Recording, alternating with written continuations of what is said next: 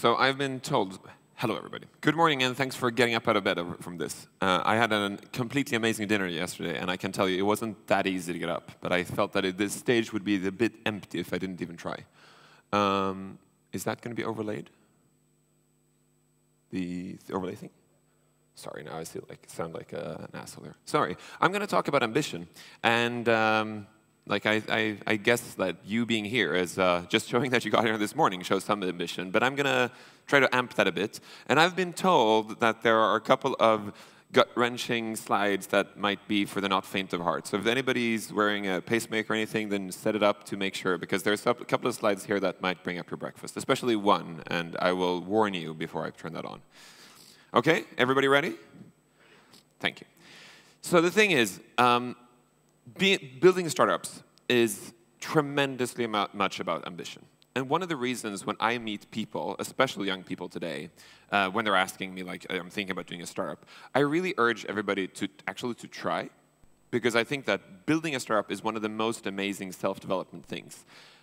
It does push you to the limits of figuring out who you are and what you're good at and everything else. But there are a couple of caveats on that, and I'll try to go through that. So first of all, why do you need ambition? And most of you guys who see this picture think that I'm trying to show you a picture of a peak, and that's all you think, the peak. He's shown like a cliche picture about ambition, yada, yada, yada. Actually, the thing is, how many here have ever climbed hills or mountains or anything like that? We're being in Slovenia here, there's beautiful mountains. If you didn't, then what the heck are you here? Go outside. It's I'd love to climb these things. The thing is, everybody who's ever tried to climb anything know that when you get to the peak, you figure out there's the goddamn other peak just behind it. And there you never get to the peak. And when you finally get to the peak, you just you go up and you just go down because you're super tired. And that's the thing about this, is that when you're building startups, and especially actually when you're building startups outside of places like San Francisco. And I'm not like a San Francisco junkie and tells everybody that solution. I actually think San Francisco is pretty bad for a lot of things, many things actually. And I wouldn't urge everybody to go there. But the thing about San Francisco is like the melt pot of everything for a startup. So if you come there and pitch your B2B SaaS sales blah blah blah blah thing, then somebody's just going to turn around and say, "Isn't that kind of like that other company?" And you've never heard about it. So the problem I find with a lot of people who are building their companies outside San Francisco, and even in Florida or Sweden or anywhere in Europe, is that you end up building a little local minima or local maxima. You're building your product, and you think you're building the peak, and you're heading towards that peak, and when you get up, there's another much bigger mountain next to you. And the problem of that doesn't sound like a big problem, does it? But the problem is, if you're building Uber for Ljubljana, it might feel like a great idea when you're having good metrics, but this day that Uber decides to roll in, you're going to be toast. And I don't know, I meet so many startups that when I talk to them, I'm like, this sounds like this other company that is like a big international company or big startup that just raised crazy amount of money, and you sound like you're doing head-on what they're doing. And you're like, yeah, but we're going to be the biggest in small country. It's like, yeah, but that's never going to work. And one of the reasons for that, and I think that's the fundamentally important thing, is that if you're raising venture capital, and I'm not saying that all companies need to raise venture capital, but if you need to raise venture capital, if you want to do that, you have to be a category leader. You have to be one of the top 3 companies in the world for this. Which means that you can't say, and I hear this a lot, is like, yeah, but the second that whatever, Uber or whatever, Airbnb rolls in here, they'll just acquire us. That is not ambition. That is a quick exit. And that is not a VC case. Nobody will touch you. That's why it's very hard to build stuff, for example, in VR and AR right now. Because, Google and Facebook and all of the big giants are investing massively in VR and AR. So if you're just doing kind of what they're doing, and your plan is that we're going to get acquired by them, you're never going to get VC funding. You're going to get some local funding to kind of drive you to the next level, but that's about it. It's much better figuring out something where, if we succeed with this, we're going to rule the world, and it's unlikely that we do, because climbing Mount Everest is, as we've seen the last weeks, lethal. And that's okay, because you can just start a company, start trying to build a couple of years, and then fold it if it doesn't work. And actually, that's the mentality where a lot of us Europeans should do. Higher ambitions, just try it, and then fold. And I'll tell you a couple of things. So this is what ambition looks to me. This is ambition, conviction, and sense of urgency. And those are the 3 keywords I really tell you that's super important. Ambition, aiming for the top. You want to go to the highest mountain. You want to be a category leader, one of the 3 best companies in this thing. You look at your metrics and you ask yourself, what metric can we be the world leading in, whatever that is? And it's not going to be revenue, right? I mean, you're not going to be the world leading in revenue. Conviction, like when you meet people, you actually do believe that you will be category leader of this. I mean, you still know that you're not there yet, but you believe that you want to go there, and you have the conviction to try, and you're going to try everything. If somebody says you need to be in Taipei tomorrow, you're going to like, yeah, what's the first flight? I mean, you have the conviction you're going to do it. And the last part is sense of urgency. And I meet a lot of founders who are just polishing their product a bit more and waiting a bit more and just making sure it's a bit more perfect and protecting it. And the thing is, you can't really do that in the world of today. It is such a horribly fast-paced world. So like you just have to have a panicky sense of urgency. So what I urge a lot of people is set your ambition, like we're going to do category leader this, then tell yourself what that means this year, tell yourself what that means this quarter, and then break it down week by week, and then hold yourself accountable to those things. Make sure that you have that kind of borderline panic of delivering these things every week. I don't know how many startups I meet, and I ask them, okay, so what's your metric? And I met an electricity company the other day. It was super interesting new company. I was like, so what's your metric? And they're like, kilowatt hours delivered. And I was like, okay, how many do you deliver today? Like around 5,000 kilowatt hours. Okay, cool. When we meet next week, Monday, so like 8 days, will you have done 10,000? So like double it? And they just looked at me like, no way. Okay, so what will you do? 5,500 maybe? I was like, oh, can we say 7,000? They're like, okay, we'll try. It's like, sure, you can try, but like, do some conviction. You're going to make it, right? And I'm not saying I'm going to be pissed off by you making 6,900, but it's like, for God damn it, you can't like set your bar to be low. Set your bar high and aim for it. That's what I'm trying to tell you. The problem is, and this is the slide for the faint of heart. I'm sorry for anybody who lost their breakfast now. The thing is, anybody with those things I just tell you, they can tend to sound like assholes. So watch out. I mean, you have to be very humble about what you are and who you are. I mean, you have to be saying, I have this ambition, I have this conviction, I have this sense of urgency, but hey, like, I don't know what I'm doing. I'm really trying hard. Help me out. Like, watch out, because you can easily turn into people like this, and then that's not good. You might end up being like the President of the United States. That's a bad thing. So this is what I'm after, right? And so how do you get there? How can you drive yourself to be this crazy person without being an asshole? And I would say most of people are like, oh, yeah, read a lot of books. And the thing is, no. I mean, there's, like, you can read the best management books, the best blah, blah, blah books out there. That's sadly not going to help you that much. Learning these things, some of them come from books. The thing is, I'm an avid reader. I'm like a crazy reader guy. I love reading. But a lot of the things I learned about these didn't come from books. Books taught me skills that I needed. And I can tell you, reading a lot of books is great, so do that, but don't think that's going to take you on the ambition conviction level. But the thing is, it looks like this. It looks like having manically taking notes. Like everybody you listen to, you take notes. What do you mean by that? Like, explain that. Why? You listen to podcasts, you take notes yourself. You write questions like, why is this? What's our hypothesis? What do we believe about this? Review your old notes. I had a long... Oh, sorry, I thought somebody was reading. I have a thing I tell people, raise their arm when I'm speaking too fast. So I thought like, oh, God damn, now I'm speaking too fast. So I talked to Tomasz yesterday, who was on stage, and we do the same thing, which is like we write the evening before. We try to write the 3 things we want to do tomorrow, and some of them are really small things. Tomasz said one of the things he's aiming to succeed with in April is get a passport for his cat. Like seriously, it's one of his goals. Of course, he needs to do that.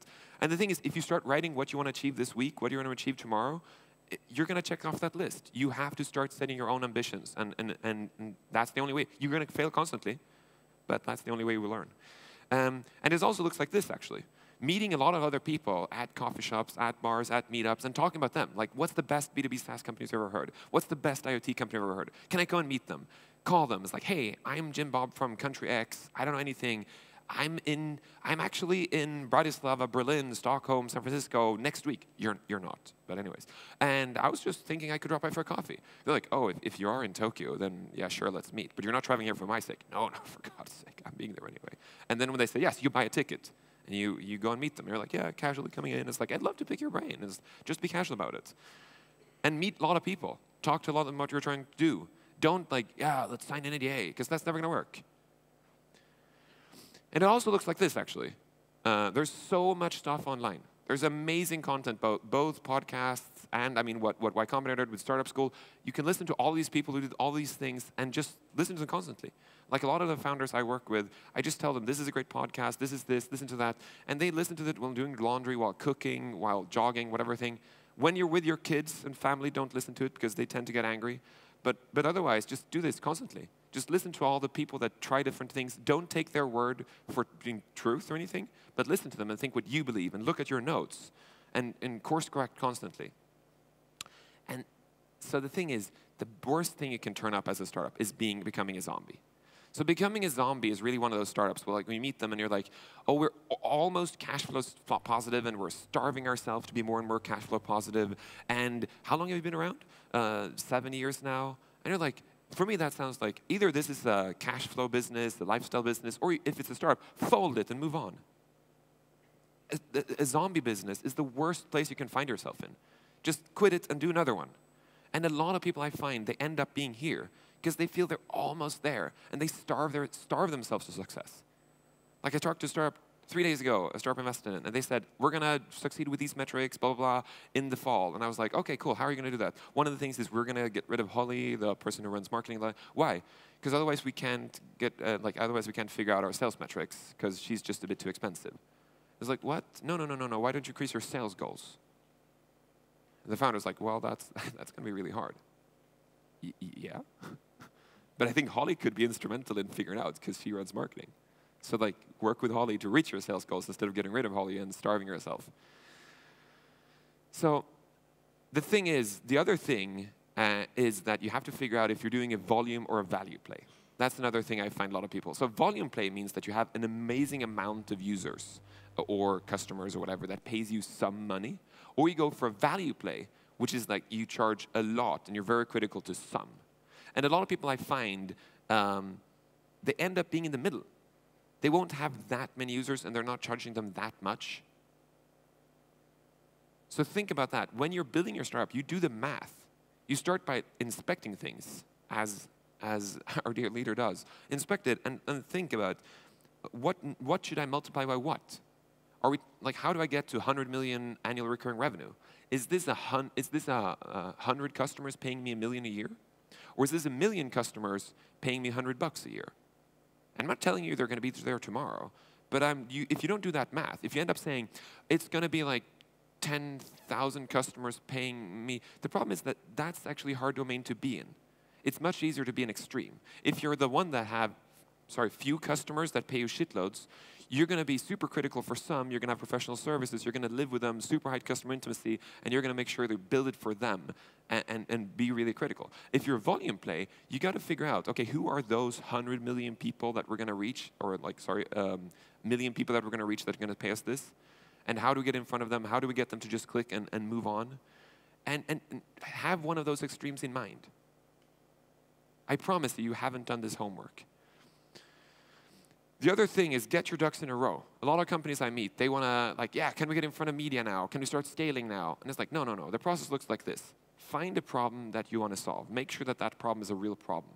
Talk to a lot of people before starting to code. I mean, yesterday, our Brazilian friend, who I lost the name of, who had an amazing talk, talked a lot about at length how the next time he's not building anything, he's just talking to people first. I totally agree with that. Find out the problem. And when you find out the problem, ask people why it is a problem to them and what alternatives they're using to solve it today. And if they're saying they're not trying anything else, or we have never tried solving the problem, it's not a problem.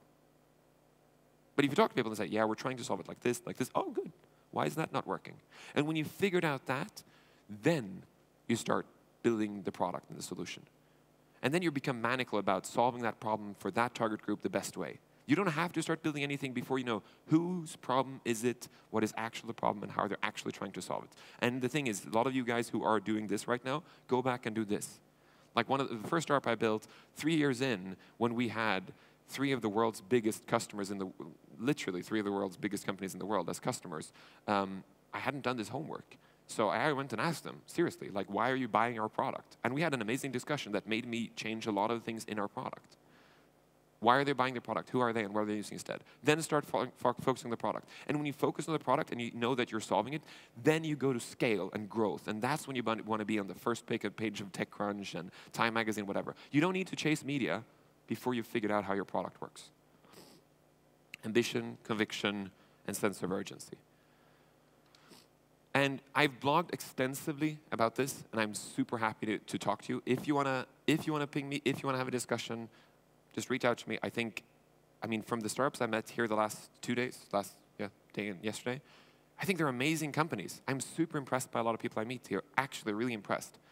But I wish people had more ambition, conviction, and sense of urgency. Thank you very much. Thank you. Don't run away. Don't run away. That was great. I mean, that was really interesting. Let's see what kind of question we have. Have you ever felt like your ambition wasn't where it needs to be? Where my ambition wasn't where it needs to be. So I think that everybody has that, right? I think I bought gym cards, never went. I mean, I think that's definitely, I mean, everybody has that problem that their ego's writing checks their body can't cash. And I have that in certain fields. I mean, absolutely. I think around work stuff, I think what I do is that I end up trying to figure out a way to get accountability for it. So I end up just telling people. And then I will have to figure it out. When you talked about the whole thing, do I understand it correctly? You're saying, okay, what you're looking for in founders are people who just have to solve a problem, who've kind of made it the whole life topic to solve this very problem. So it's always the why as the center? I mean, the thing is, as an angel investor especially, the most impressive I find is when I meet a startup and they start telling me about a problem. And I find after a couple minutes, they're very insightful about that problem. And then I'm almost the person asking, so how do you solve it? A lot of people that I meet, they end up talking about the little trinket they build that's so smart. And you're like, so what does it do? It's a full duplex daemon RTP. And it's like, so who is that for? And I'm like, oh, we don't know yet. And I mean, I'm joking now, but it's true. I mean, a lot of people you meet, you're like, wow, this sounds cool. I don't really, who is using it? I mean, I'm not trying to poo-poo in your product. It sounds amazing, but like, who? And a lot of people haven't thought about it. And then it seems like you're a huge fan of the lean canvas. Is that? Yeah, I think that for me, like anything that works for you. I think that, I mean, what I did is one of the tricks personally I did a podcast about the problem we try to solve, completely not knowing what it was. So I just pinged people on LinkedIn saying, hey, my name is Hampus, I'm building a startup within this. I have no product to sell you. I just really want to talk about how your day and figure out how I can solve your problem. And then I pinged 40 people like that a week. I got usually 4 people who replied to me and said, sure. 2 came to the call. And then I recorded the call and had a long conversation. I didn't have any product. I just talked like, take me through a day, what's the worst part? And then did that, recorded everything, listened to it, sent it to the team, and then went back to them and like had questions. And then like send them the audience that we're doing a podcast about this. Do you think this is okay? And they said yes, most of them. And then published that podcast. And then a lot of people thought that we actually knew what we were talking about, which meant that we got to talk to a lot of other people. And slowly, we actually started to know what we were talking about. And attracted interest by doing that. Yeah. Awesome. It's like cool by association or a teenager. Like, you know, just stand next to the cool kids in school and somebody thinks you're cool, maybe. That's a bombshell. Now, the next question is, what can investors bring to the table to exploit the real potential of an innovative opportunity? I don't quite get the question to 100%. That's the long question, yeah. It's quite. What can an investor bring to the table to exploit the real potential in opportunity? I think that, I mean, there's so many things you can do as investors. I actually had to talk about it yesterday. You did, yeah. So if you missed that, I'm sorry.